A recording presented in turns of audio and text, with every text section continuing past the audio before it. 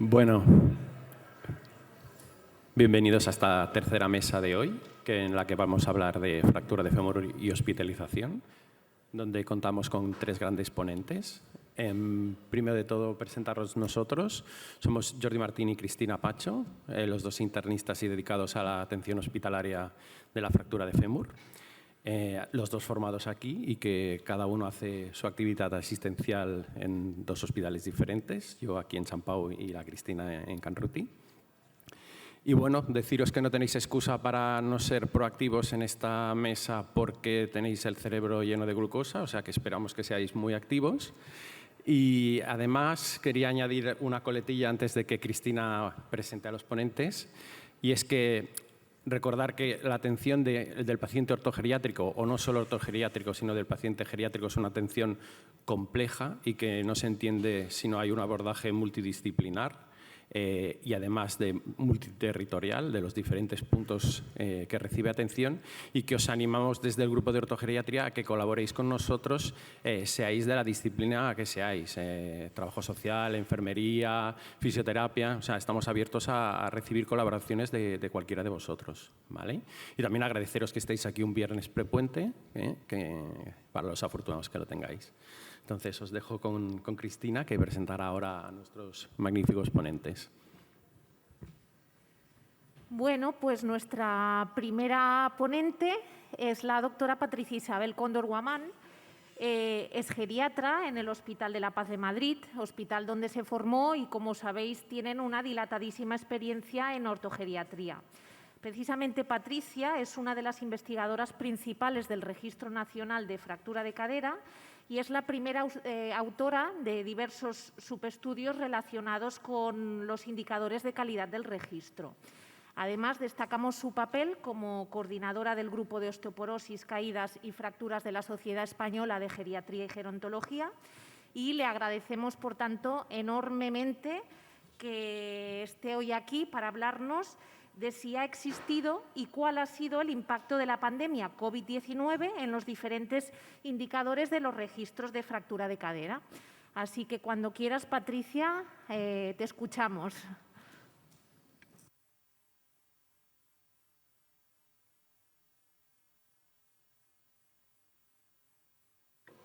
Ahora, buenos días. ¿Sí? Bueno, en primer lugar, quiero agradecer al comité organizador por la invitación para participar en esta jornada. Y bueno, voy a hablarles, como ya me han presentado, sobre la evolución pre y post-COVID de los indicadores del Registro Nacional de Fractura de Cadera.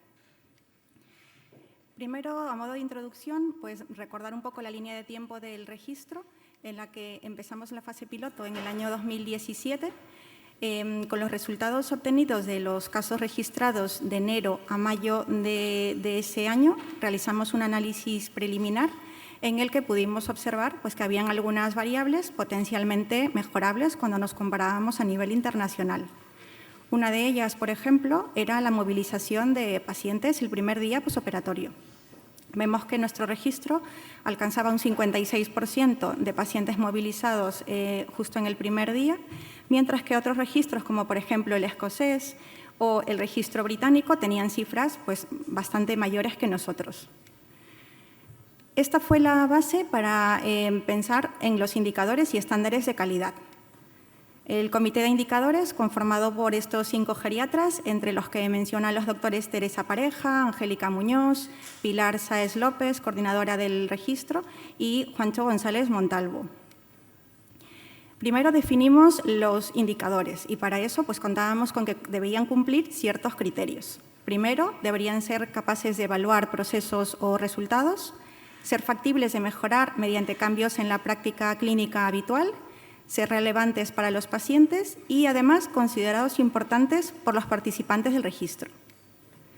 Los indicadores de calidad elegidos fueron la proporción de pacientes que se operaban en las primeras 48 horas, aquellos movilizados el primer día posoperatorio, la prescripción de tratamiento antiosteoporótico en el momento del alta hospitalaria, la prescripción de calcio y de vitamina D también en el momento de alta, y la aparición de úlceras por presión intrahospitalarias de grado mayor o igual a 2.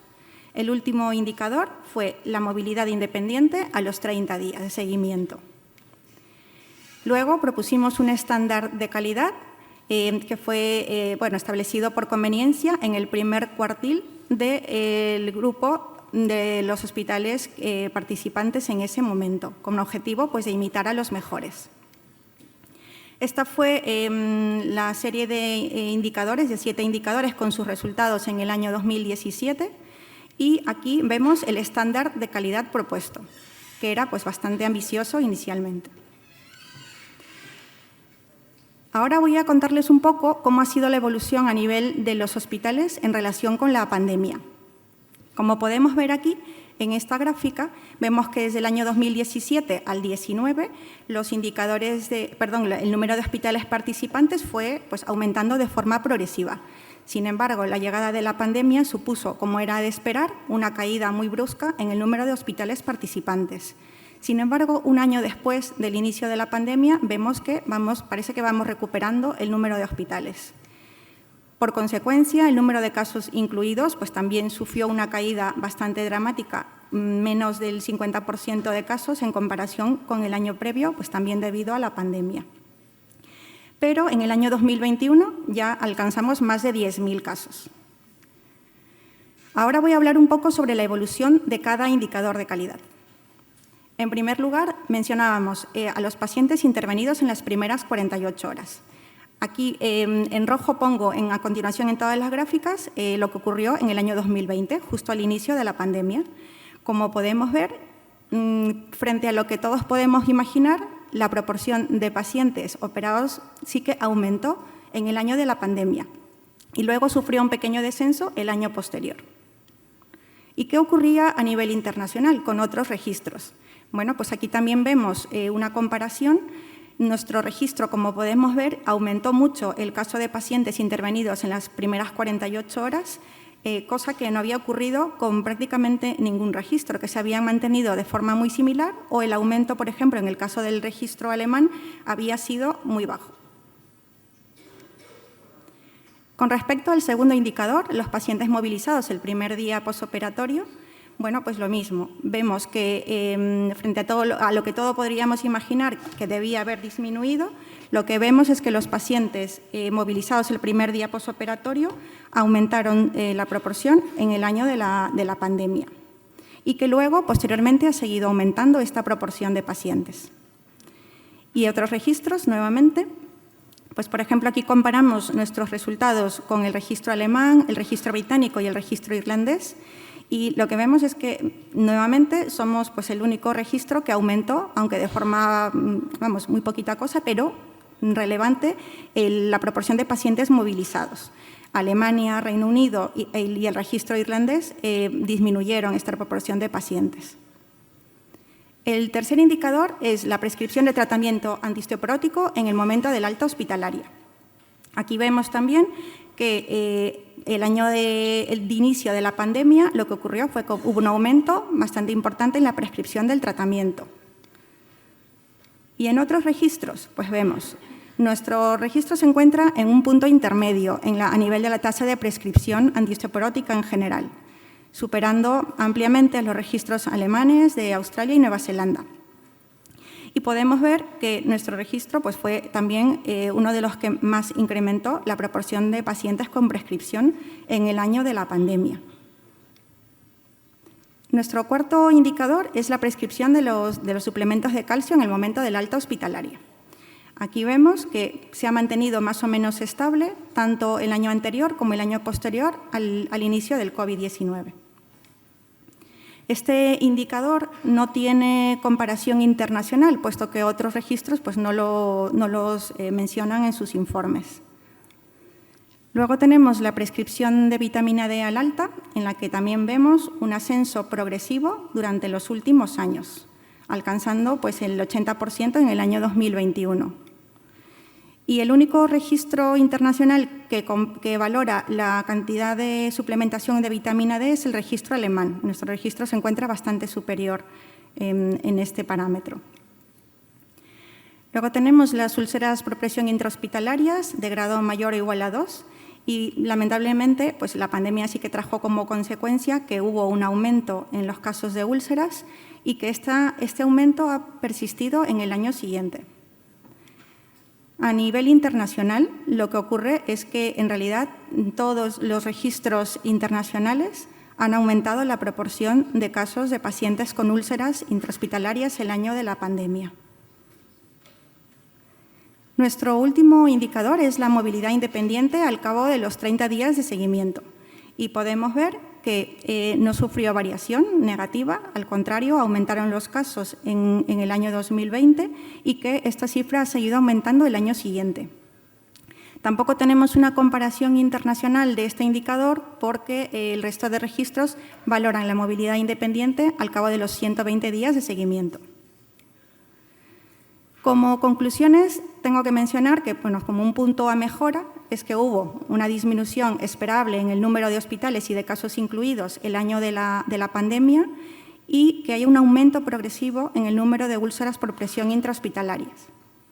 Y como puntos a favor, que hubo un aumento considerable del 7% de pacientes intervenidos en las primeras 48 horas, y también un aumento en el resto de indicadores, en la movilización el primer día posoperatorio, en los pacientes con tratamiento antiosteoporótico, con suplementación de vitamina D y que se movían de forma independiente a los 30 días. Y que nuestros resultados de mejora fueron superiores frente a otros registros. Quiero agradecer a todas las sociedades que avalan el registro, así como a nuestros patrocinadores y todo el equipo administrativo y bueno, la data manager del registro. Y, por supuesto, agradecer también a todos los participantes que, sin ellos, pues no sería posible la recogida de los datos del registro y obtener estos resultados. Muchas gracias.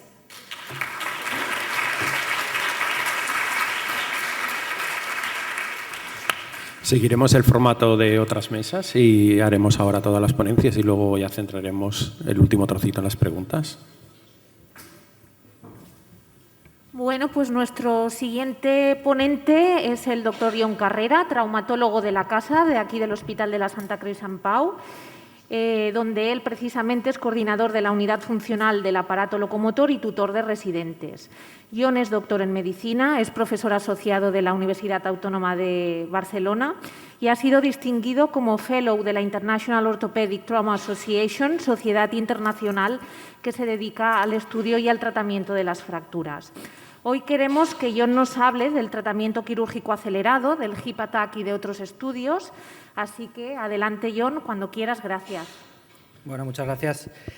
Antes de empezar, me gustaría hacer un poco de puesta en situación de dónde estamos más o menos y por qué es tan importante jornadas como estas y desde el punto de vista quirúrgico, apuntar que el punto de vista quirúrgico tiene que ser exactamente el mismo que el médico, exactamente el mismo que el vuestro. Si no es así, en cuanto a la fractura de cadera, si no es así en vuestros centros, cambiad de traumatólogos, porque tenemos que cambiar el chip ya y tenemos que ir todos a una. Para que os hagáis una idea, en la sesión anterior, el doctor Saota, que es uno de los grandes trauma centers de Inglaterra, que es de Nottingham, un gran trauma center con 5 millones de área de influencia, tienen 800 fracturas de cadera al año, ¿vale?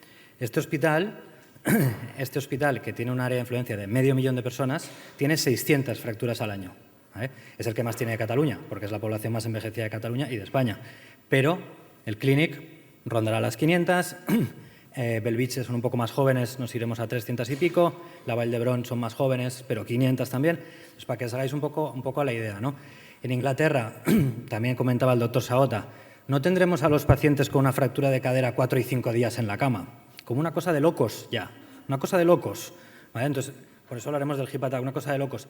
Aquí sí, Patricia acaba de presentar que la mitad de los pacientes con fractura de cadera no se operan en las primeras 48 horas. No hay ninguna excusa. Esto es, ni los anestesistas, no sé si hay algún anestesista por aquí que me va a matar, pero no hay ninguna excusa para no operar a los pacientes en menos de 48 horas. Se mueren más, hay mayor mortalidad, hay mayor gasto sanitario. No hay ninguna excusa más que falta de voluntad de política sanitaria. Entonces, esto es un poco la situación en la que tenemos. En este país tenemos una pandemia de fracturas de cadera y cuando vemos otros países que tienen muchas menos, están espabilando mucho antes y están ahorrando. Alemania están con menos fracturas de cadera y están todos operados mucho antes. Al final es ahorro, ¿no? No vende el abuelo, pues tendrá que vender. Aquí en este hospital empieza a vender el abuelo por sobrecarga, porque es que hay tantísimas fracturas que ya tienen que hacer hospitales aparte, etcétera, etcétera, ¿no? Entonces, esto es lo que tiene que quedar muy claro, que tenemos que ir todos a una y tenemos que tratar estas fracturas lo mejor posible, ¿vale? Aquí ya no hay traumatólogos, ortogeriatras, todos somos lo mismo en cuanto al paciente, ¿no? Yo creo. Dicho esto, que es un poco consigna política, vamos a hablar del estudio más grande que se ha hecho prácticamente sobre las fracturas de cadera en cuanto a su tratamiento quirúrgico acelerado versus el estándar, que el estándar dicen que son 24-48. Nosotros el estándar en España no lo es, 24-48. Lo intentamos, pero no nos dejan. Entonces, este estudio está publicado en Lancet, ¿vale? Han participado un montón de países que ahora los veremos, creo que son 17 ahora, y nosotros hemos participado, San Pau ha participado, la Vall d'Hebron ha participado y algunos otros hospitales. Es el estudio más grande que se ha hecho para ver si la cirugía acelerada, como se define en el estudio, menos de 6 horas, entrar corriendo a quirófano como si fuera un gran politraumático joven de un accidente de tráfico, tiene alguna diferencia versus el tratamiento estándar, que es operarlos en menos de 48 horas. Aunque en la cabeza tenemos que tener que todavía ni siquiera llegamos ahí nosotros. O sea, que este estudio tampoco nos sirve tanto si no podemos alcanzar los objetivos. Por lo tanto, la pregunta del estudio era, ¿la intervención quirúrgica acelerada en pacientes con fractura de fémur es beneficiosa en términos de morbimortalidad? Es un estudio internacional, randomizado y controlado, 69 hospitales, 17 países. Esto es muy difícil de hacer, ¿vale? Pero se consiguió con muchas limitaciones, como veremos ahora, sobre todo a la hora de seleccionar a los pacientes. Se seleccionó a todo paciente mayor de 45 años con la fractura de fémur proximal. 2 grupos, se iba hacia 2 ramas. Operarlos en menos de 6 horas o la cirugía estándar definida como 24-48 horas. Los objetivos del estudio era ver si la mortalidad a 90 días era mayor en uno u otro grupo, ¿vale? Ya luego en la discusión, si queréis, mis insights personales de medir la mortalidad solo, bueno, puede ser un objetivo, pero que igual no nos interesa tanto a los que tratamos las fracturas de fémur. Y luego también el conjunto de complicaciones mayores, la suma de todas las complicaciones mayores a 90 días, si era mayor en uno u otro grupo, ¿vale? Y luego, por supuesto, un montón de objetivos secundarios que estarán enumerados. Como veis, 27.000 pacientes entraron a screening, que eso es una burrada, para que veamos cuántas fracturas de fémur hay, y los que pudimos poner en el estudio al final fueron alrededor de 1.500 por rama. Se intentaba poner unos 3.000 por rama, mínimo 2.000, y ni siquiera se consiguió. Y este es un estudio que está controlado, sobre todo por Canadá, que en cuanto en traumatología, en estudios randomizados, son los mejores. Y aun y todo, ni siquiera se consiguieron los objetivos que se intentaron para tener una significación estadística o una fuerza del estudio que nos hubiera gustado más, ¿no? Aunque son conclusiones importantes y muchos pacientes, pero aquí vemos que las animaciones van un poco lentas. Los resultados, 3.000 pacientes prácticamente, 1.500 por rama, 2 grupos homogéneos en cuanto a la N, una edad media de 79 años, 69% eran mujeres, 52% fracturas pertrocantérias, por lo tanto el resto fracturas intracapsulares, fracturas de cuello de fémur, y en el 63% de los pacientes se hizo una reducción abierta y fijación interna, ya sea con DHS, con un clavo, con tornillos canulados, y el 35% artroplastia. Ya sabéis que algunas de las fracturas intracapsulares, como han explicado antes, las fracturas de cuello de fémur las tratamos con tornillos canulados, las que no están desplazadas en el paciente anciano. Por lo tanto, son más fijaciones internas que artroplastias. Resultados, a la chicha, de los objetivos primarios. La mortalidad. 140 pacientes fallecieron con cirugía acelerada, 154 con cirugía estándar. No hay diferencias estadísticamente significativas, como veremos, pero sí una tendencia. Son muchos pacientes, son 1.500, entonces sí podemos hablar de una tendencia. En el conjunto de complicaciones mayores, 321 complicaciones mayores del conjunto, que luego hay que desgranar, que iremos, versus la cirugía estándar, prácticamente lo mismo. Por lo tanto, no hay diferencias estadísticamente significativas. Esto no quiere decir que no tengamos que hacer ni caso a los datos, ¿vale? Esto de la estadística es muy traicionera y muy de administradores.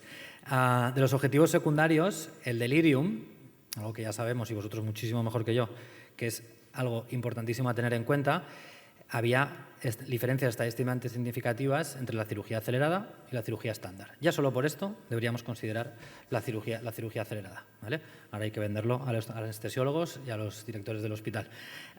Y en cuanto al ictus, voy para atrás. En cuanto al ictus, 5 ictus en cirugía acelerada, 14 en cirugía estándar. No diferencias estadísticamente significativas, pero hombre, ya sabemos, ¿no? Un poco de tendencia sí que parece que hay. Infecciones urinarias, delirium, infección urinaria, movilización precoz, deambulación, todo esto es un círculo, todo esto está relacionado, ¿no? 120 infecciones urinarias en la cirugía acelerada, 150 en cirugía estándar. No, meto una cuña, no quiero ni pensar lo que habrá cuando los dejamos 4 y 5 días sin operar porque no hay quirófano o porque es puente o porque pasa primero el quirófano de no sé qué, de la recambio de la prótesis de Manolito. Infecciones sin sepsis, cirugía acelerada 5, infecciones de los implantes o de la prótesis 14 en cirugía estándar. No hay diferencias, pero bueno, estamos viendo una tendencia clarísima. Objetivos secundarios.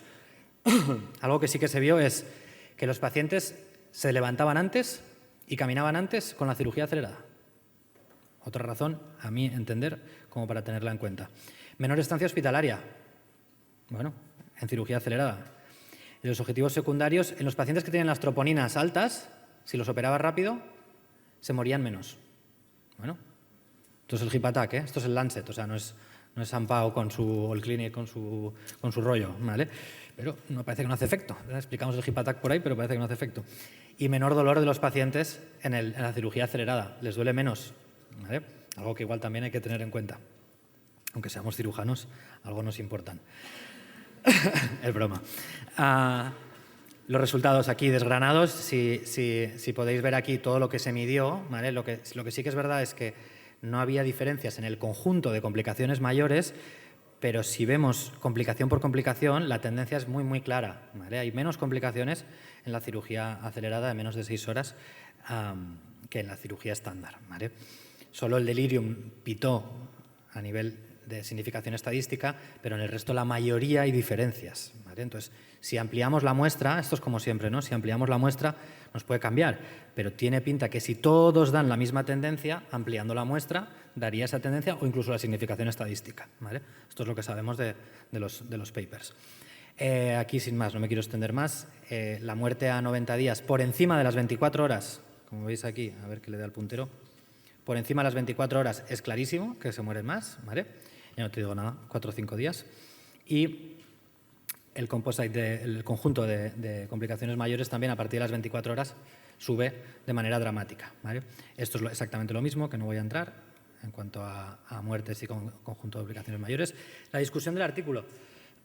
Otros estudios han demostrado menor mortalidad en los pacientes si los operamos en menos de 48 horas. Esa la tenemos clara. Y ahí vamos, al Registro Nacional de Fracturas de Cadera, etcétera, a intentar operarlos en menos de 48 horas.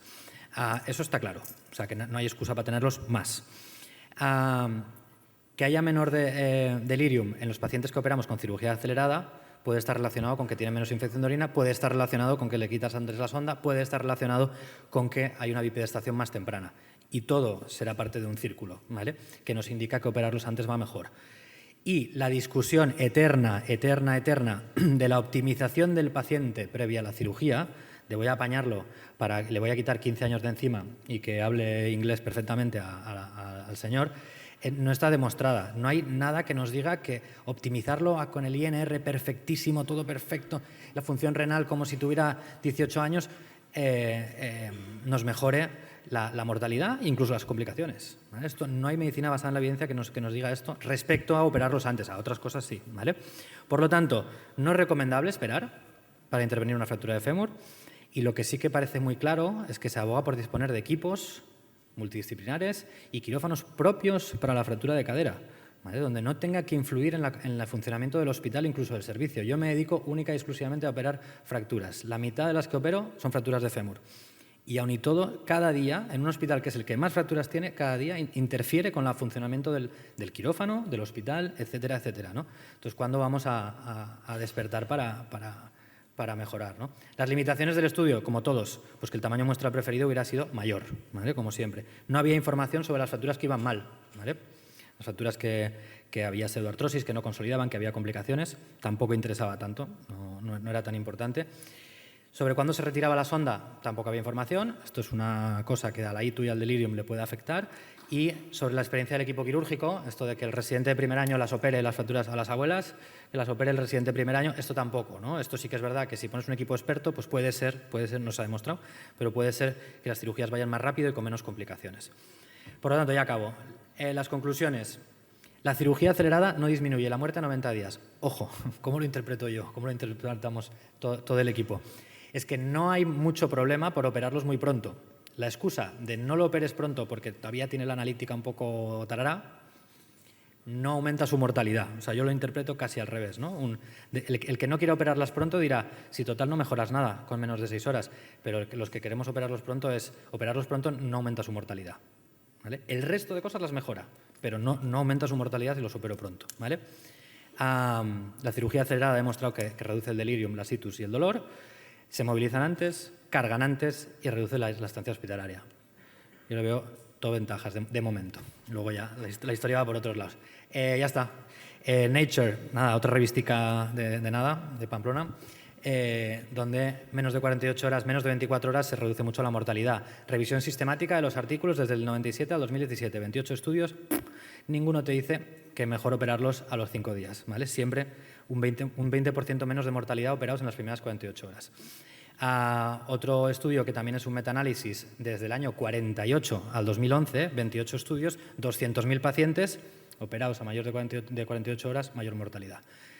Y con esto nos damos por acabados. Esto es de una charla de la Sociedad Americana a la que yo pertenezco, y en Estados Unidos se lo toman muy en serio. Y o hacemos esto o los operamos pronto, ¿vale? Muchísimas gracias.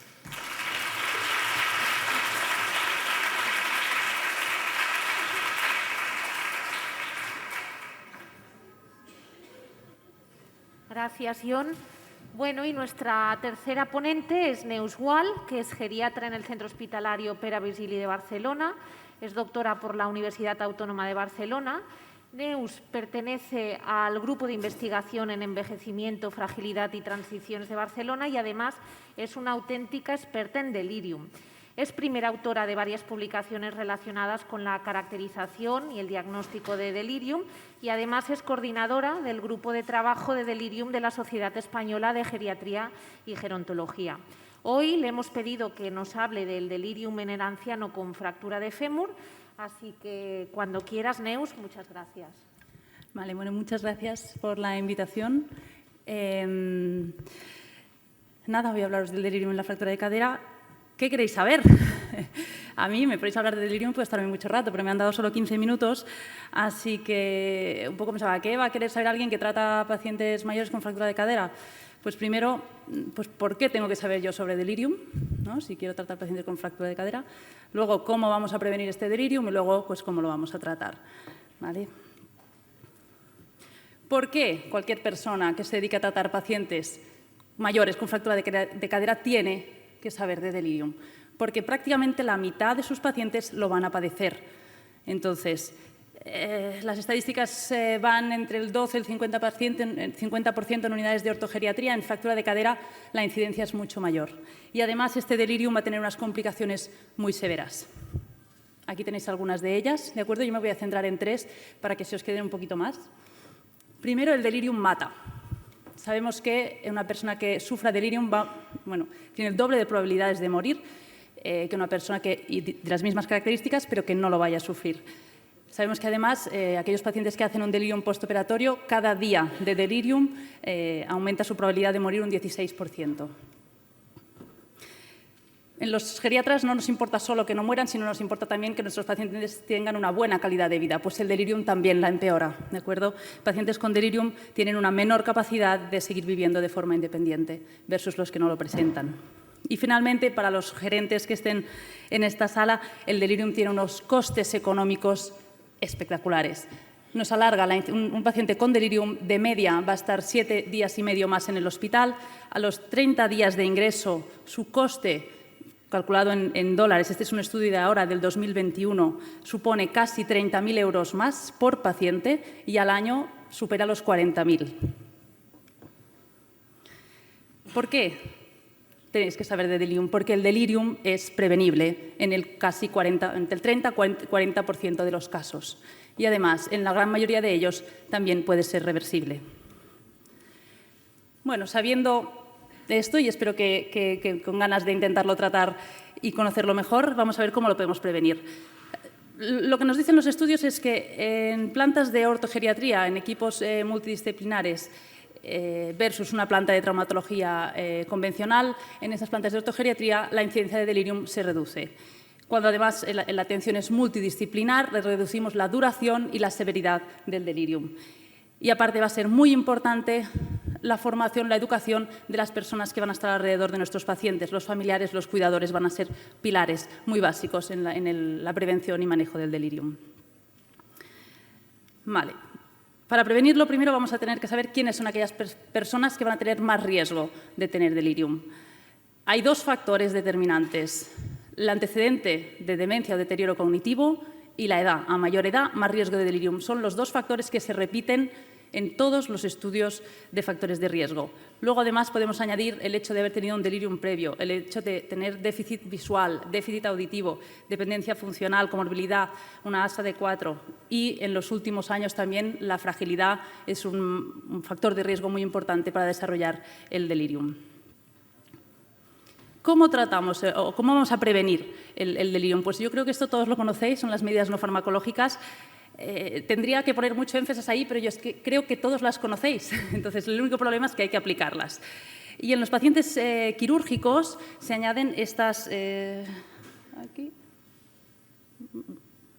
Bueno, estas tres que están en negrita, que serían otras medidas que tendremos que vigilar, sobre todo en los pacientes quirúrgicos, como es un control funcionamiento de vesical intestinal, es decir, evitando el estreñimiento, tratando precozmente las RAOs, una correcta nutrición, valoración de la disfagia, evitar broncoaspiraciones y manejo adecuado del dolor. Con estas medidas, este es un estudio que se publicó ahora en el 2020, disminuyeron la incidencia de delirium de un 20% a un 3% más o menos, y también su severidad. Y vamos un poco también a lo más interesante también en relación a la fractura de cadera, que es cómo vamos a hacer el manejo perioperatorio para intentar disminuir la incidencia de delirium. Lo primero es que por el momento no se recomienda ningún tipo de profilaxis farmacológica. Luego hablaremos un momentito más de ello cuando hablemos de los fármacos. Muy importante, cuando ingresa un paciente mayor, va a tener otras enfermedades aparte de la fractura de cadera a las cuales vamos a tener que atender, vamos a tener que mirar a sus fármacos, intentar reducir al máximo la polifarmacia, sobre todo mucha atención a los fármacos con carga anticolinérgica y a los fármacos sedantes o hipnóticos. Y, evidentemente, el control del dolor va a ser también todo un punto clave. Aquí sabemos que nuestros pacientes mayores tienen otras enfermedades, la función renal alterada, etcétera, etcétera, y hay muchos fármacos que nos vemos muy limitados a la hora de usarlos. Sabemos que el dolor causa delirium, pero también sabemos que los opiáceos pueden causar delirium, por lo tanto, ahí siempre tenemos esa limitación. En este caso está el bloqueo del nervio periférico o fascia ilíaca, que en los últimos años cada vez tiene más evidencia, ¿no? Que es una técnica local, que funciona rápido y que disminuye la incidencia de delirium, disminuye la estancia media y nos puede reducir también las dosis de opiáceos o de analgésicos que vamos a utilizar. Esta es una revisión de la Cochrane del 2016 que un poco llega a estas conclusiones y desde el año 2017 ya en las guías NICE también se recomienda el uso de esta técnica para intentar disminuir la dosis de opiáceos. Al momento de operar, lo que decía John, lo antes posible. ¿Vale? Habéis visto que el Hip Attack lo que ha visto, entre otras cosas, es que el delirium, cuanto antes lo operas, menos tiene, porque disminuye evidentemente pues, el riesgo de infecciones, que son factores desencadenantes de delirium, el dolor también, que es un factor desencadenante de delirium, etcétera, etcétera. ¿Vale? Por lo tanto, lo antes posible, sobre todo en aquellos pacientes que veáis que tienen un alto riesgo. Evitar también las sedaciones profundas. Se recomienda pues, en las guías Cochrane también de 2016 pues, un neuromonitorizaje durante la sedación. Evidentemente, mantener un buen control metabólico hemodinámico, evitar la hipotensión, la hipoglucemia y la hipotermia. Y cuando nos planteamos el tipo de anestesia, deciros también que estos últimos dos estudios, 2021 los dos, bueno, que no han demostrado superioridad en cuanto a la raquianestesia versus la anestesia general en cuanto a la supervivencia, recuperación funcional o delirium. Y en el postoperatorio, pues evidentemente, seguir manteniendo las medidas para una adecuada oxigenación cerebral y de todas las medidas no farmacológicas que hemos visto antes, que hay que seguirlas aplicando, sobre todo y especialmente intentar controlar bien este dolor, la retirada temprana de catéteres y sondas, el acompañamiento nocturno, sobre todo los primeros días, y sobre todo, la movilización precoz. Vale, y una vez hemos hecho todo esto, pero igualmente tenemos un paciente que desarrolla delirium, ¿qué vamos a hacer? ¿Cómo lo vamos a tratar? Bueno, lo primero habrá que diagnosticarlo, que parece menor, pero vais a ver que también es un problema. Y luego lo vamos a tratar, o lo vamos a intentar. ¿Por qué digo que diagnosticar es un problema? Porque a día de hoy se estima que más o menos el 60% de los deliriums están sin diagnosticar. ¿De acuerdo? Yo del hip attack también me gustaría saber, ¿no? Porque los deliriums están me parece un tanto por ciento bajo. Yo creo que ahí hay bastante infradiagnóstico. Probablemente si se hubiesen diagnosticado más, la significación, bueno, habría habido más diferencias. Pero bueno, tenemos este 60% que se mantiene además a lo largo de la última década. ¿Cómo diagnosticamos delirium? Sabemos que el delirium, para diagnosticarlo, nos tenemos que basar en los criterios del CIE-11 o el DSM-5, pero en la práctica clínica estas son escalas que son un poco más complejas, ¿no? de ir mirando, por lo tanto usamos las herramientas de cribado. Las herramientas de cribado, en el año 2015 que hay una revisión que había 21 herramientas para intentar detectar delirium, pero bueno, veis que hay un 60% de infradiagnóstico, los investigadores se han puesto a trabajar y ahora mismo tenemos 75 escalas de cribaje para intentar diagnosticar delirium. Las más usadas, el CAM, el Confusion Assessment Method y sus derivadas, la UCI, el Familia, el del Nursing Home, etcétera.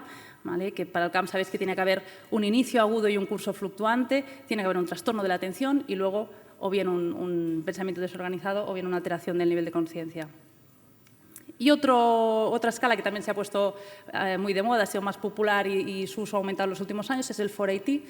El 480 es una escala que no requiere entrenamiento, es muy simple, además nos es útil también en aquellos pacientes que no nos colaboran, porque también podemos puntuarlos y además incluye un pequeño test cognitivo breve que nos puede dar también mucha información.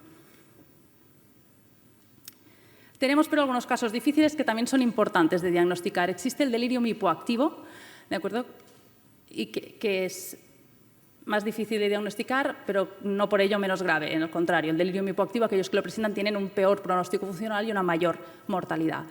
¿Cuándo debemos sospechar este delirium hipoactivo? Sobre todo en pacientes que ya estén muy cascados, es decir, aquel paciente con demencia, aquel paciente que ya tiene una dependencia funcional, etcétera, etcétera. Es muy difícil que de repente se ponga a gritar, a arrancarse cosas y tal. Lo más probable es que el delirium sea más hipoactivo. Y además vais a ver que va a ir fluctuando este nivel de conciencia. Por ahí pues sospecháis el delirium. Es raro que un paciente que esté fuerte, autónomo, sin demencia, os haga un delirium hipoactivo. No imposible, pero más raro. Y otro caso difícil es el delirium superpuesto a demencia, aquellos pacientes con demencia que estando en el hospital desarrollan un delirium. En este caso es difícil porque uno de los criterios diagnósticos del delirium, como sabéis y hemos dicho, es el trastorno de la atención. Y los pacientes con demencia, a partir de Alzheimer, por ejemplo, moderados, la atención ya está alterada. En pacientes con enfermedad de cuerpos de Levy, desde el principio la atención ya está alterada. Por lo tanto, ¿cómo podemos ahí diagnosticar delirium, ¿no? Aquí hay mucho trabajo hecho. Yo solo os diré que hay otras escalas que nos permiten, en estos casos, intentar afinar el diagnóstico de delirium en estos pacientes, ¿no? Por ejemplo, mirando el arousal con la escala Osla o el estado de alerta con el MRAS, o en pacientes ya con demencias moderadas avanzadas, por ejemplo, las fluctuaciones motoras nos pueden dar muchísima información. Perdón. ¿Y cómo tratamos el delirium cuando aparece? Lo primero es tratar la causa desencadenante. Es lo único que demuestra, ¿no?, que nos va a resolver el delirium. Si ha hecho una infección de orina, tratamos la infección de orina. En los pacientes con fractura de cadera, tienen la fractura de cadera, que ya es un factor desencadenante bastante importante, pero luego se pueden ir añadiendo otras cosas que pueden acabar desarrollando el delirium. Por lo tanto, primero tratarlo. Segundo, mantener las mismas medidas no farmacológicas que hemos dicho para la prevención, pero hay que saber que estas medidas para el tratamiento del delirium no son tan eficaces como lo son para la prevención. Y, evidentemente, hay que hacer toda una educación también del personal sanitario que lo va a atender, al igual que de la familia y los cuidadores. En plan, no podemos confrontar, no podemos gritarle a un paciente con delirium, tenemos que mantener la calma, etcétera, etcétera. Y vamos ya al tratamiento farmacológico. ¿Qué fármacos podemos usar para tratar el delirium? Pues ninguno. no hay por el momento, hay muchísimos estudios desde hace muchísimos años que han intentado probar fármacos antipsicóticos, fármacos anticolinesterásicos, las benzodiazepinas, la memantina, etcétera, etcétera, para el tratamiento del delirium. Ninguno de ellos ha demostrado que pueda revertir el delirium o que disminuya su severidad de forma significativa en las múltiples revisiones sistemáticas que se han hecho a posteriori. Entonces, sí que me detendré un momento en lo que es la dexmedetomidina, que es el fármaco que en los últimos años sí que nos ha dado un poco de luz. ¿Vale? Este agonista receptor alfa-2, bueno, que tiene este efecto sedante, analgésico y ansiolítico, es un fármaco pues, que desde la última década, 2014, 2013, creo que empiezan a saber estudios importantes, ha demostrado que disminuye la incidencia y la duración del delirium, tanto el delirium de los pacientes en UCI como los pacientes postoperados. Esto en la prevención del delirium. En el momento en que el delirium se instaura, le ponen el tratamiento con dexmedetomidina, ahí la evidencia que tenemos ya es un poco más limitada, no está tan claro. ¿Vale? Sí que hemos visto también que la dexmedetomidina disminuye la mortalidad en pacientes mayores de 65 años, y no solo disminuye el delirium, también nos disminuye la mortalidad, pero ojo, porque hay este estudio, el del Intensive Care Medicine del 2021, que es un estudio a nivel de muchas UCIs internacional, de los más grandes que ha habido en este sentido, que está viendo que sí, que en mayores de 65 años disminuye la mortalidad, pero en menores de 65 la mortalidad aumenta con dexmedetomidina. Y cuando miramos específicamente la fractura de cadera, sí que también la dexmedetomidina ha demostrado una reducción en la incidencia del delirium, pero esto es un estudio, no disponemos de revisiones sistemáticas y esto está aún por venir. Por lo tanto, la dexmedetomidina de momento veis que no está aún en ninguna guía de fractura de cadera. Es verdad que tienen que salir en los próximos años, falta también alguna revisión más robusta de la Cochrane para que siga en esta línea, para que la incluyan, pues yo creo, próximamente en las guías de fractura de cadera. Entonces, ¿qué vamos a hacer con un paciente agitado, ¿no? Que le vamos haciendo todo esto y no mejora? Siempre lo decimos, el tratamiento que vamos a utilizar de antipsicóticos, etcétera, etcétera, que lo usamos, es un tratamiento sintomático, no va a tratar el delirium, es como darle paracetamol a una neumonía, ¿de acuerdo? Va a tratar el síntoma, no nos va a tratar el delirium. Y solo lo trataremos para situaciones de agitación severa, ¿de acuerdo? Situaciones de una agresividad con riesgo de lesiones del paciente o situaciones de clínica psicótica grave que el paciente realmente lo esté padeciendo. Evidentemente, pondremos el tratamiento farmacológico después de haber intentado las medidas no farmacológicas y siempre empezaremos a la dosis efectiva más baja, la mínima duración, hay que revalorar diariamente este fármaco. ¿Por qué es importante no abusar de estos fármacos para el tratamiento sintomático? Sobre todo porque los antipsicóticos sabemos que conforme van pasando los días, su uso aumenta la mortalidad. Por lo tanto, no es tan inocuo como el paracetamol en una neumonía, sino que nos provoca unos efectos secundarios nada despreciables. Y luego ya, a la hora de elegir qué tratamiento queréis poner, yo me cuesta mucho mojarme, porque tenéis muchísimas guías diversas y cada maestrillo tiene su librillo y no disponemos de una evidencia que nos diga que hay uno que es mejor que otra. Sabemos que hay muchos más estudios, por ejemplo, con el haloperidol, es el que tiene un poco más evidencia de que controla la agitación, pero también sabemos que el haloperidol es el que tiene pues, los efectos de mayor mortalidad, mayor parkinsonismo, por lo tanto también hay que ir con mucho cuidado a la hora de usarlo. Esta es, por ejemplo, el algoritmo de la guía de abordaje de delirium que salió ahora en 2022 del Catsalut. Entonces, bueno, es una guía. Yo creo que cada uno se tiene que sentir cómodo con los fármacos que utiliza. Y un poco para llevaros a casa, recordar que 1 de cada 2 pacientes que vais a tratar con fractura de cadera va a sufrir un delirium y que el delirium mata, empeora la calidad de vida y cuesta mucho dinero. Que el 40% de estos deliriums se pueden prevenir con medidas no farmacológicas, intervenciones múltiples, equipo interdisciplinar y unidades de ortogeriatría. Y finalmente, que el tratamiento farmacológico durante el delirium solo va a servir para tratar el síntoma, no el delirium, y que también puede matar. Muchas gracias.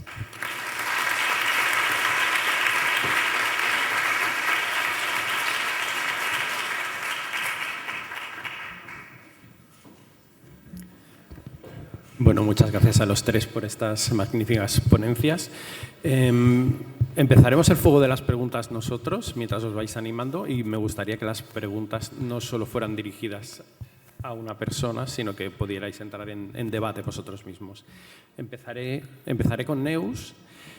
Tengo 3 preguntas, entonces las digo rápido porque alguna va relacionada solo contigo y otras con tus compañeros. La primera es si tú recomendarías alguna escala de cribaje a la hora de elegirla para detectar el delirio.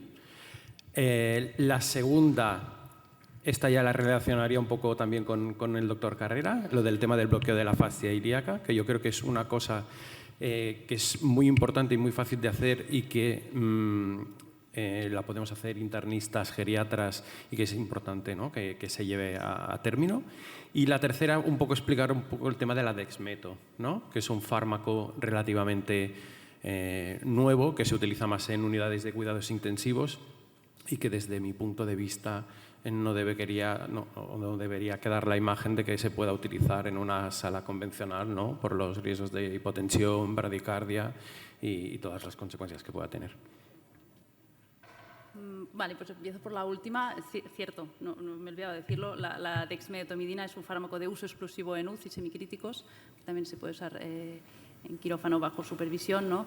Y que las guías de pacientes de UCI sí que la recomiendan para el manejo del delirium, pero que actualmente no está en ninguna guía de manejo de fractura de cadera. Es un fármaco que además tiene que estar monitorizado al paciente por lo de la bradicardia severa, hipotensión, y es lo que digo, en pacientes menores de 65 años ya en la UCI se está cuestionando su uso precisamente porque aumenta su mortalidad.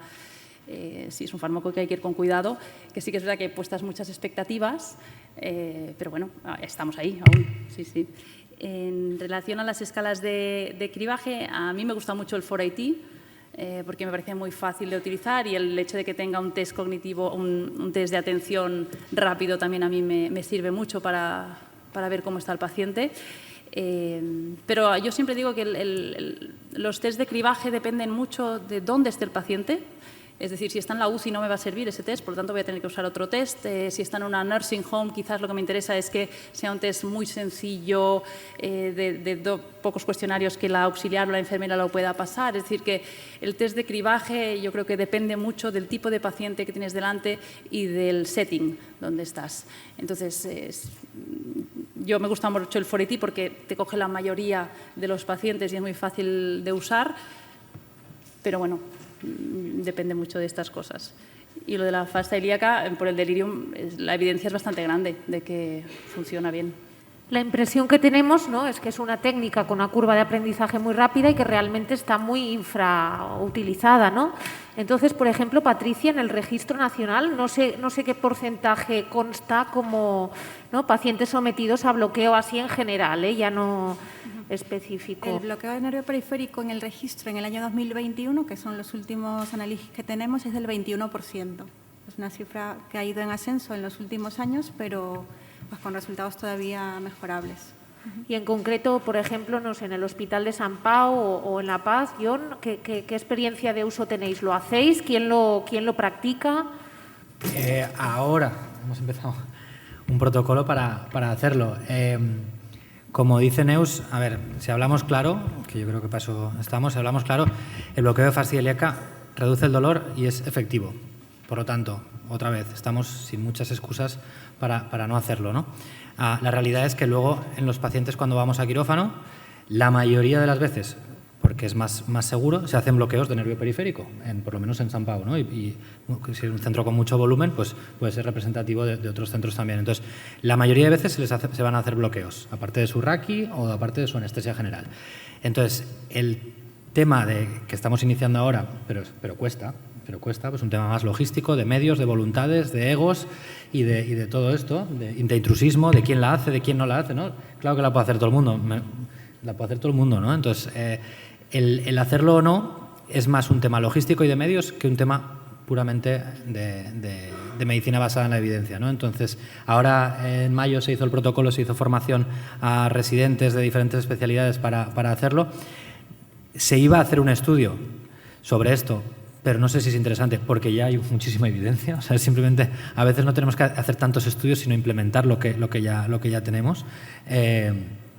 Y esperemos que en el futuro se haga a la llegada del paciente a urgencias o a la unidad preparada de fragilidad, de ortogeriatría, etcétera, que en el futuro deberían ser así, ¿no? Se debe identificar los pacientes con fragilidad, fractura de cadera más fragilidad, llevarlos directamente aparte. No es lo mismo, no puede ingresar en trauma el paciente politraumático que ha venido en el helicóptero, que tiene 30 años y la pelvis rota, al lado, en la misma cama, con un paciente con una fractura de fémur. Entonces, ahí es donde tenemos que darle, más que en otras cosas.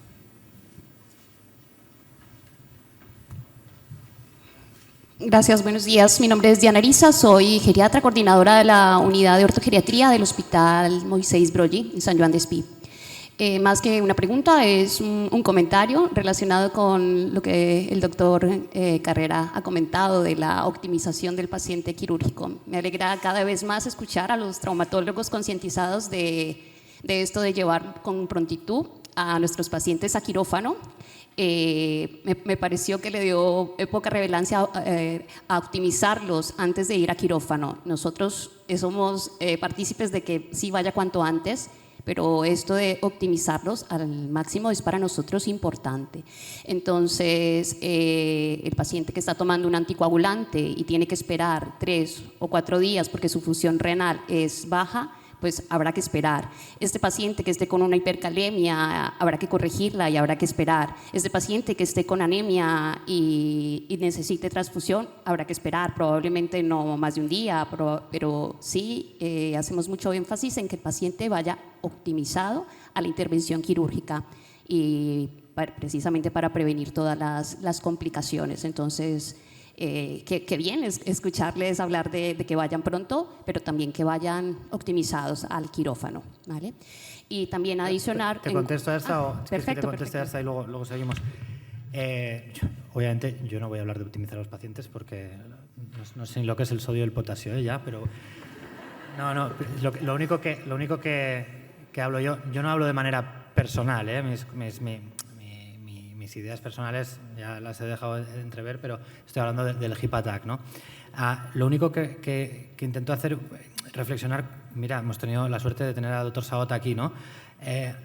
Hemos visto el Registro Nacional de Fracturas. En Alemania no los optimizan, podrían ser un poco nazis, ¿no? Pero el 80% de los pacientes están operados en menos de 48 horas. ¿Optimizar al paciente? Por supuesto. ¿Buscar excusas para no operarlo pronto? No. En cuanto a una cosa muy frecuente, en cuanto a los anticoagulantes orales, antiagregantes, etcétera, no se dejan de operar por su función renal. Muchas veces se dejan de operar porque la técnica anestésica no es la anestesia raquídea, ¿no? Y entonces que si pueden sangrar más, que si van a dar más problemas, etcétera, etcétera. En los grandes estudios y otros países con mucho volumen también, como puede ser Estados Unidos, Inglaterra, etcétera, la mayoría de los pacientes se intentan operar en las primeras 48 horas. Y muchas de las razones por las que esperamos aquí no están respaldadas por la evidencia científica. Eso es lo único que digo, ¿eh? No digo que haya que llevarlos hechos polvo a quirófano, ni mucho menos, pero que muchas de las razones que ponemos, cuando nos vamos a la literatura, no están. Esto me acaba de presentar Neus. Esto que oigo yo desde que era residente, hombre, es que le tengo que hacer la raqui porque como la hago una general, a ver cómo despierto al abuelo, ¿no? Esto es todos los días, ¿eh? Aquí ingresamos entre 2,5, 3 por día de fracturas de cadera. Y esto es todos los días escuchado en quirófano. O es que esta señora o este señor es muy complejo, pero como tengo el residente de 4º año de anestesia, lo va a anestesiar él y entonces se va a esperar porque le tengo que hacer raqui, porque no sabe dormirlo en estos pacientes tan complejos. Esto es diario y esto no puede ser, o en esto no nos podemos respaldar, es simplemente eso, no optimizar, por supuesto, cuanto mejor lleven, mejor. Pero son las razones por las que esperamos, y por eso tenemos la mitad de los pacientes de este país no están operados en las 48 horas. Coño, en Alemania o serán muy sanos todos, pero están el 80% operados, ¿no? Es simplemente eso, esa es la reflexión. Muchas gracias. Y en cuanto a la desmectomidina, la usamos de manera muy puntual en la unidad y efectivamente solamente en la reanimación a cargo del anestesista. Y la impresión, no digo simplemente de la percepción que tengo de su uso, es que no genera o sea, no es una herramienta que yo digo, wow, la tengo que seguir manejando, tengo que seguir conociendo de ella porque disminuye el delirio muchísimo. Simplemente una aportación. Gracias. Yo quería preguntar una cosa a Jon. Y ya que hemos entrado en el debate este del Hip Attack, que parece que ¿no? Queríamos que nos saliera de que a las 6 horas operarlos es como la panacea, y sabemos que a las 48 pues aumenta la morbimortalidad. Entonces, yo creo que todas las listas de cirugía hospitalarias van como la lista del súper, ¿no? Esto llegó el primero y me operan el primero. ¿No deberíamos cambiar el concepto de lista quirúrgica y adaptarlo un poco a las necesidades de cada paciente sin pasar el tope de lo que nos dice la literatura? Me alegro que me hagas esta pregunta. No, es que trabajamos codo a codo, Jordi y yo, luchando por las fracturas de cadera. Sí, por supuesto, va en orden de llegada. Nosotros somos de los que tenemos suerte y tenemos quirófanos aparte solo para operar fracturas. Otros muchos hospitales ni siquiera, y hay que operarlas por la noche, y entran en los quirófanos de urgencias compitiendo con vascular, con gine. Esto hace que sea todo mucho más complicado. Y lo que está claro, incluso en las plantas, algunos sitios ya lo hacen, en otros países por supuesto, pero aquí en algunos sitios también se hace, es separar un poco la pandemia del paciente de trauma, incluso del paciente de ortopedia. No es lo mismo la cirugía electiva, que viene de su casa porque le duele el manguito cuando juega pádel, ¿vale?, que se tiene que operar, que una fractura de cadera. Una fractura de cadera es algo muy complejo, tanto a nivel médico como a nivel quirúrgico. Hay fracturas que son muy complejas de operar, mucho más difíciles que una prótesis de rodilla, por decirlo de alguna manera, y hay que separar los circuitos totalmente. Entonces, para intentar mejorar los scores de pacientes operados, optimizados y operados a las 48 horas, directamente una vez que se detecta el paciente en urgencias, debería ir a otro circuito, incluso a otro centro, si es necesario, a otra planta, a otro centro, a donde fuera, un equipo multidisciplinar, donde, en mi opinión, esto ya me van a matar mis compañeros, pero en mi opinión, el traumatólogo hace de técnico, va a operar y se va. Da sus comentarios, cuenta 2 chistes, pero no pinta mucho en todo esto. Tiene que operar la fractura y la tiene que operar muy bien. De hecho, deberíamos operarlas por los cirujanos expertos, estas fracturas, porque son los que van a dar muchos problemas, ¿vale? Entonces, hay que tomárselo muy en serio la fractura de fémur y dejar trabajar a la gente que sabe. En relación a lo que comentas ahora, Jon, es en los registros que miden las causas pues por las cuales se retrasa la cirugía, pues la principal causa justamente es la demora en conseguir los quirófanos, ¿no? Entonces, y una cosa que miden muchos registros es la cirugía en menos de 48 horas, pero en horario laboral. Bueno, buenas. No, yo estoy totalmente de acuerdo con Jon y yo quería comentar que en mi hospital yo estoy totalmente convencida y los traumatólogos también de que debemos operar lo más rápido posible, y el problema que nos encontramos son problemas de coagulación. O sea, siempre que se retrasa es por este tema, ¿no? Y esto sí que es un hándicap que nos cuesta, bueno, de convencer, ¿no?, a veces a los anestesistas. Solamente quería hacer este comentario y luego tengo una pregunta. Yo he estado en algunos otros centros de otros países y no, como ya sabéis que son un poco burros y a veces se equivocan mucho los americanos, son un poco burros, ¿no?, con la medicina basada en la evidencia, porque si no, que si puede entrar una denuncia, etcétera, etcétera, etcétera.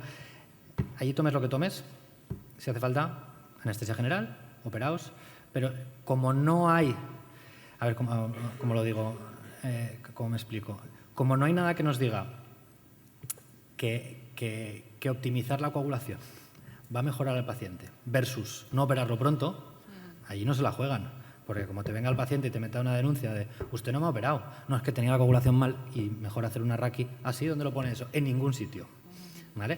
Por eso, y la experiencia de ellos, de que están basados en eso, por si la medicina legal defensiva que tienen, es que intuban a los pacientes, se operan rápido y luego, claro, sí que es verdad que a veces es más complejo el manejo del paciente perioperatorio, intraoperatorio, haciendo una intubación que una raqui. Y a eso es lo que voy, pues igual tenemos que poner a la gente experta a hacer estos manejos, exactamente igual que la fractura compleja la debería operar el cirujano con mayor experiencia en este tipo de fracturas. O sea, tomárnoslo mucho más en serio, poner en el primer plano las fracturas de cadera. Sí, totalmente de acuerdo. Y luego una pregunta, porque yo no tengo experiencia, en esto del bloqueo neurológico que habéis comentado para el control del dolor. Esto entiendo que el bloqueo es temporal. Entonces, ¿qué hacéis? ¿Dejáis un catéter luego dentro para poder ir, o se va bloqueando? Yo no lo he hecho nunca. Yo sé que eso funciona y la evidencia dice que funciona, pero no sé cómo se hace. Bueno, nosotros con John hemos trabajado este protocolo en San Pablo. Es un protocolo de infiltración anestésica súper fácil, es anatomía básica, es arteria femoral, te vas a lateral e introduces una serie de compartimentos, una aguja que es un trocar como el que utilizarías para una paracentesis, y desde allí con una anestesia la infiltras y el efecto es unas 10-12 horas. Claro, esto para los pacientes que pueden llevar una alta carga de analgésicos tipo morfina, tramadol debería estar proscrito, pero bueno, puedes evitar mucho pues, todos los problemas que acaban haciendo la gente mayor. Es una cosa muy fácil y que yo creo, un poco como venía yendo John, aunque estoy hablando demasiado, pero el manejo multidisciplinar de estos pacientes es súper importante y nos tenemos que sentar todos, dejar las especialidades a un lado y ver que cada uno puede aportar a la hora de tratar estos pacientes, porque con anestesia, como tú bien dices, no sé si hay alguno aquí a quien ajusticiar, el manejo de la anticoagulación y antiagregación, ¿no? en la insuficiencia renal es muy complejo y son muy heterogéneos y un día vienen porque el CLOPI son 5 días, pero hay un estudio AFE que dice que son 3 días. Entonces, tenemos que hacernos amiguitos todos para el bien de los pacientes porque esto es una ventaja para ellos. En relación además a la anticoagulación, que es uno, ¿no?, de los ítems que más trabajo, más lucha nos da en el día a día, ¿no? Las guías NICE del año 2020, de hecho ya ellos promueven de hecho la cirugía antes de las 36 horas y para eso en las propias guías ya indican el empleo de antídotos antinuevos ACOTS para poder llevar a cabo la cirugía en ese término en 36 horas. ¿No? Cosa que de momento estos fármacos aquí los tenemos de empleo en situaciones, ¿no?, graves, sangrados, etc. Sí, Xavi Suris, gracias. Felicidades por la mesa, muy interesante. Una pregunta para el doctor Carrera. Me ha sorprendido un poquito la edad media de los pacientes incluidos en el HIPATAC, que es de 79 años, una edad media que es baja en comparación con la edad media, no sé en el registro nacional, pero en Cataluña los datos que tenemos es de 83 años en hombres, 84 en mujeres.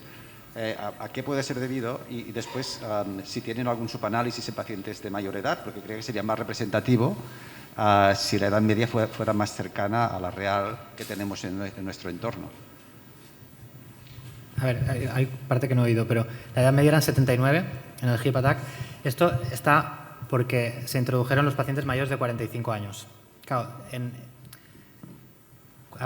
cuando poblaciones con tanta esperanza de vida y tan envejecidas como la nuestra, cuando se comparan con los otros países, no hay. Claro, entonces, nosotros tenemos la más alta.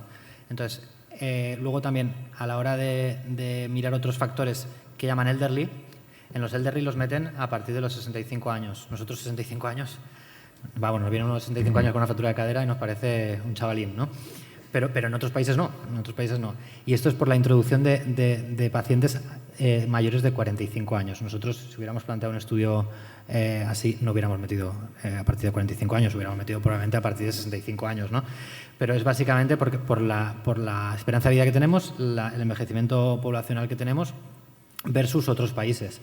Canadá es más joven, la India es más joven, es por eso. Pero depende de dónde hagas el corte, ¿no? Y si metes ya pacientes de 50 pueden entrar en el estudio, ahí te altera un poco. De todas maneras, se fue a 79, o sea que la mayoría, con 17 países, se fue más o menos a 80 años. Pero sí, es así.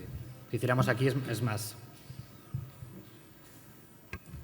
Sí, hola, Xavier Nogués, del Hospital del Mar. Una pregunta para Patricia, es muy corta, ¿eh? Me ha sorprendido al comparar el registro con otros registros, ¿no?, el dato que en Alemania operan muy pronto, pero en cambio el tratamiento post-fractura es de solo un 10%. ¿A qué se debe eso? En diversos registros cambian los criterios de medir el tratamiento o de implantar un tratamiento antiosteoporótico. Entonces, por ejemplo, algunos consideran la valoración del tratamiento, pero no la prescripción. Es decir, que al alta los pacientes tienen que ser valorados si son candidatos o no, pero los ponen posteriormente. Ese dato no está en el informe alemán, por ejemplo, por eso la cifra es tan bajita probablemente, lo ponen posteriormente. Hola, buen día.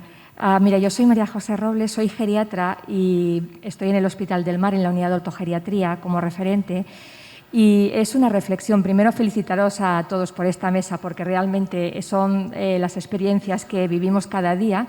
Yo vengo de un hospital donde hay una lista única, donde competimos con cirugía vascular, con cualquier problema que siempre es más importante que el anciano con fractura de fémur, siempre estamos en la lista.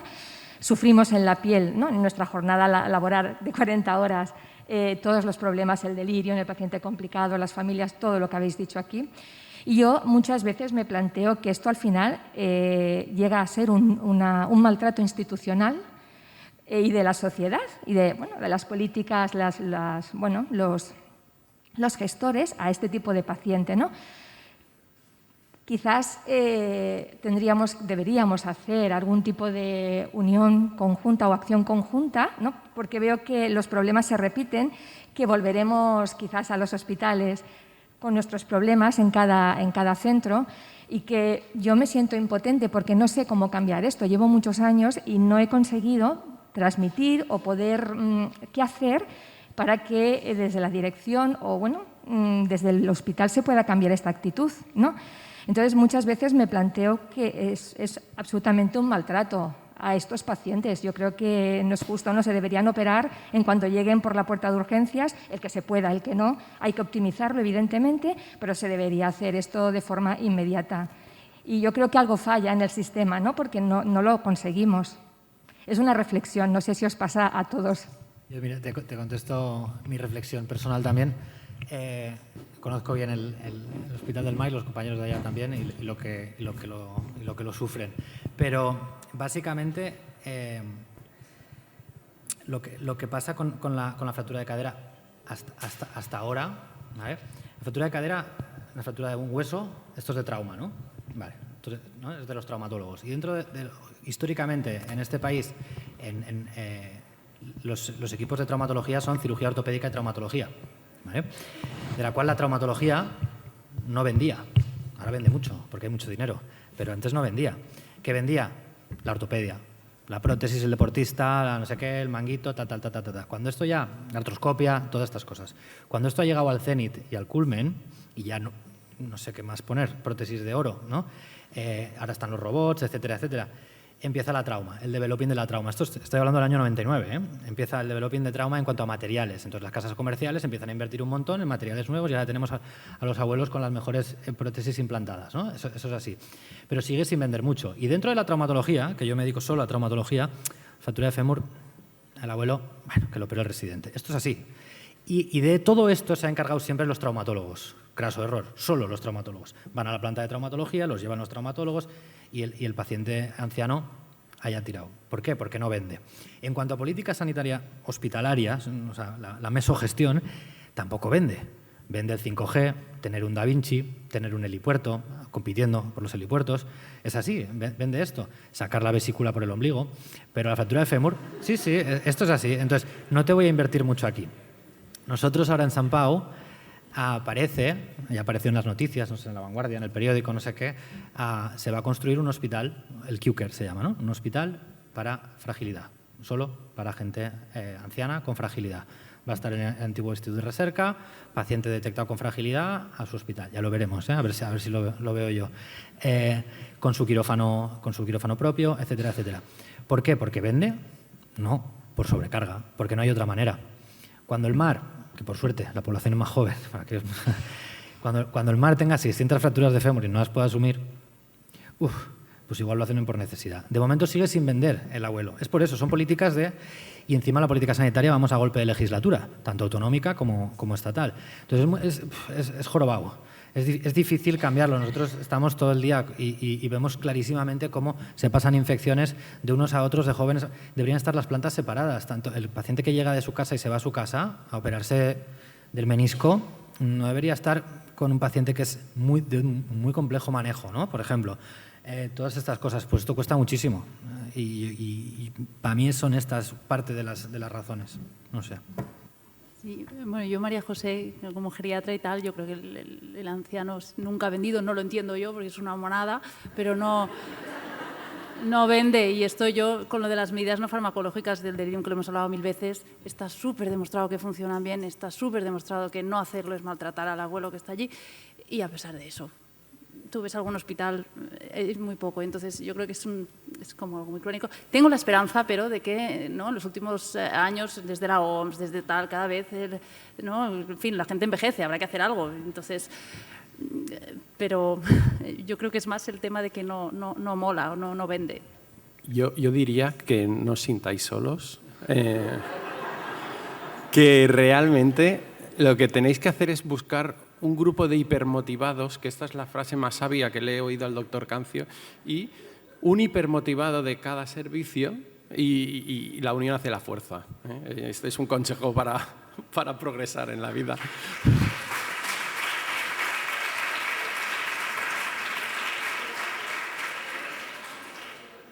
¿Sí? ¿Se me oye?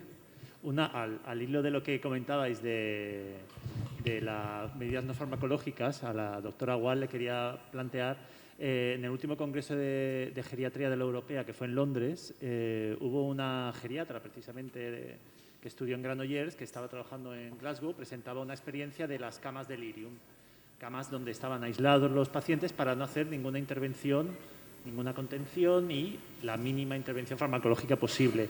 No recuerdo exactamente resultados, pero sí que disminuía caídas, disminuía efectos secundarios farmacológicos, disminuía infecciones. Y lo único que digo, ¿pero qué metéis aquí? ¿Un geriatra por paciente? ¿Decís que a la familia venga y le contenga? Dice, si tiene familia mejor, pero si no, simplemente es una auxiliar entrenada para detectarlo y una enfermera que esté el staff de enfermería delante y que intervenga en el momento. Y con eso evitaba un montón de complicaciones solo con 3 camas donde estaba el paciente solo, con alguien al lado, vigilante y entrenado. Lo de la motivación, un equipo motivado es vital.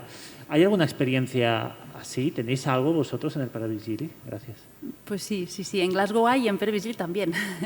Yo lo que he dicho, educación, es que al final es que la gente esté motivada, que sepa por qué es importante y luego estar bien formado. Y luego la forma de atender a los pacientes es que determina muchas veces. Yo, dependiendo de quién esté de guardia, sé que ese paciente, si se agita, ese va a recibir fármaco y el otro lo va a saber reconducir. Entonces, es formación.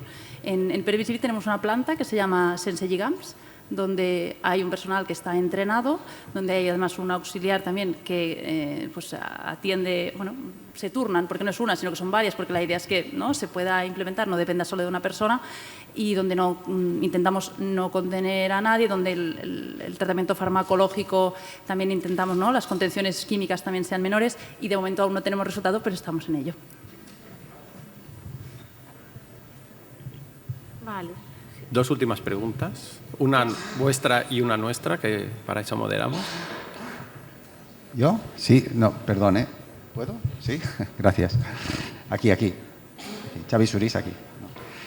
Lo siento, continuar con el tema del tiempo hasta la cirugía, porque es un tema, yo creo que es muy importante, ¿no? Nosotros, en el departamento, ya sabéis que teníamos un objetivo, que era un incentivo para intentar que los hospitales operaran antes de las 48 horas. Estuvo activo durante unos años. Y realmente pues conseguimos una mejora y al final teníamos un 65%, antes yo he dicho, un 65% de hospitales que ya estaban operando de media antes de las 48 horas. Pero solo un dato que os doy del 2019, cuando analizamos bien los resultados, que había un tema que era muy determinante, que era el día de la semana cuando se rompía el paciente, ¿no? Si se rompía un miércoles, por ejemplo, conseguíamos que la media estuviera por debajo de las 40 horas. Y en cambio, si se rompía un viernes, ya se disparaba hasta las 65 horas. O sea que el día de la semana tiene una influencia muy importante en el tiempo de espera hasta la cirugía. Este es un tema que no depende del anticoagulante ni del antiagregante, sino que es un tema básicamente organizativo. Si realmente durante los fines de semana los hospitales tienen los recursos humanos y los recursos materiales, digamos, preparados para atender las fracturas, ¿no? Simplemente para poner esto en valor. Y yo tenía una última pregunta para Patricia, que me había dejado aquí apuntada. Digo, Patricia, ¿qué otras variables del registro nacional crees que pueden ser susceptibles de mejora y, por tanto, futuros indicadores de calidad de nuestro registro? Pues ya le he mencionado que el bloqueo de nervio periférico es una de las variables potencialmente mejorables que va creciendo, pero que frente a otros registros pues todavía tenemos tasas bastante bajas. Y luego, pues analizando más cosas, es que, por ejemplo, la tasa de pacientes que ingresan por primera vez a una residencia en el momento del alta también es una tasa que está alta, ¿no? Actualmente ese podría ser pues un posible futuro indicador a medir y a mejorar. Nada, yo solo quería hacer un comentario, un poco de ánimo, porque nosotros también podemos participar mucho en que venda un poco este tema y después de esta jornada, lógicamente, habrá que ir a la prensa y decir todo lo que se ha dicho aquí, todo lo que hay que hacer, y habrá que difundir el HIPATAC y habrá que difundir los datos del registro y aquí tenemos gestores que están ayudándonos, entonces, de verdad, que yo creo que sí que podemos hacer y sobre todo que la gente sepa que hay que operarse pronto, que hay que tratar el dolor, que hay que hacer bloqueos, porque si la gente lo sabe, nos lo va a pedir. Si los pacientes mayores y sus hijos lo saben, nos lo van a pedir y eso va a ser un poco la fuerza, un poco el motor de trabajar mejor. Yo creo que se pueden hacer cosas y nosotros podemos hacerlo. Pues muy bien. Muchas gracias a todos. Hasta luego. Nos vemos después de comer, a las 3.